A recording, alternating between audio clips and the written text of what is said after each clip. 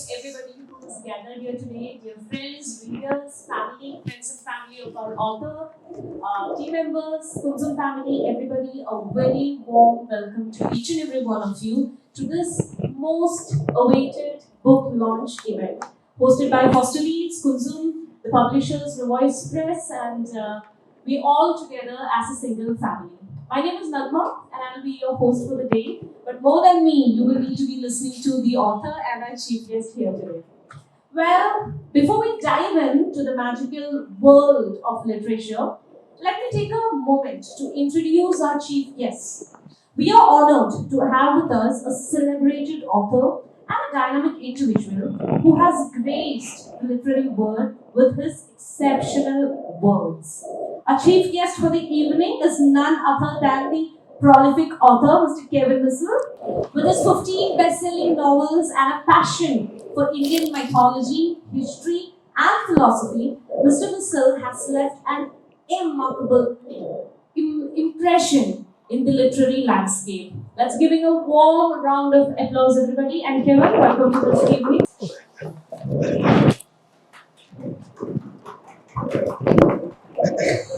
It should be very awkward if I were to introduce the main star of the show, star of the day, right? So let me take this opportunity right now to introduce the talented author who's turning into a superstar with her book, The Wandering Star. We've gathered here to celebrate tonight S.P. Mittson, a 31-year-old empath storyteller who has ventured into the world of fantasy with her debut novel, The Wandering Star. This is the first book among her series, the Shifter's Crown series. Her engaging narratives, the intricate world building, and promising a great future in the world of literature. Welcome to you, dear S.P. Mittson. We call you by multiple names, but today we want to be introducing and addressing you as the pen name that you've given to yourself, S.P. Mittson. Welcome to the gathering. Thank you. Before we deep dive into every details of the book, before each of you who are gathered here today purchase a copy of the book that is available, and before you get the chance to ask our author and the chief guest a lot of questions, yes, you are having a chance to ask a lot of questions. Before you do all of that, we will engage, or today we will get engaged to an amazing, interesting conversation between our chief guest and the author. So I will hand over the entire stage to our chief guest and the author for a quick discussion regarding the book, post which you will have the time to ask your own questions as well, to both the chief guest and the author. Thank you so much. Thank you so much, everyone, for first of all being here. I'm not here as a writer. I'm not here just as an author as well.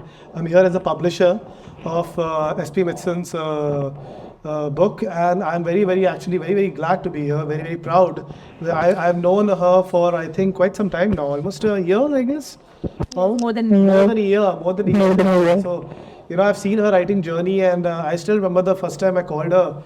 And I told her, what are you doing here? She's like, no, I'm done with, I don't want to publish my book. I remember that day. I don't want to publish my book. I'm done with the entire publishing process, all nonsense. I'm fine. I'm writing my second book. Once I'll finish all of them, then I'll think. I said, go out, get the book out. It's fine. Just pursue it. And I think that's what one author should do to the other author. And she listened, which is the most important factor of every author's life. So thank you so much for listening, first of all. I'm a good listener. Yeah, well, you're a good listener. Okay, that's great. Prateek, do you agree to that? So, but absolutely, yeah. But so let's start with the question, and whoever has any anything to say, just raise your hands. We would love to have as interactive session as it could be. Though, please raise your hands if you have any questions. Absolutely. So, Shivani, you are a dancer, painter, creative writer, an influencer, and a mother rolled into one. What inspired you to turn into a writer? Writing was always a process of healing for me. I used to write whenever I'm in a chaos and there's a storm going on inside me. I always wanted it to be, and I don't want, sometimes there are things you don't want to share with other people. So I just used to jot it down, sometimes in the form of poems or sometimes in the form of stories. And to be very frank, these are my friends who boost me up, who used to read all those things. It's like, you can write it down. You will write and we will read. Well, that was the thing that made me a writer. So you say it began with scribbles, Yes. but your writings reflect you living in your world of fantasy. How did you come about? Fantasy, see, we live in the world of Panch Tantra. Since starting, when you're brought up, you have been told all the stories about Panchtantra, Vedas, Upvedas. So what do you feel like is, see, there's a story about the Big Bang Theory again. In our Vedas, the story is like the gods, it was all darkness and the water was hidden inside. Four gods came and they started dancing in the sea, and the whirlwind they created, the dust of whirlwind they created, and that what became a sun. That's in the Vedas, and how that's how the when sun is being brought up, and then how earth is created, heaven is created. So it's all fantasy. That's what I feel like. So we have been brought up telling these stories, so obviously fantasy is always there. The Adventures of Heloise and the Wandering Star seems to be far from the life of finance head, which is basically your profession. How do you manage? How did you actually manage the two extremes? It's not that difficult because, see, your hobbies and your professional work is always different. Matlab, you're doing some scientific work, and then you're going and playing badminton.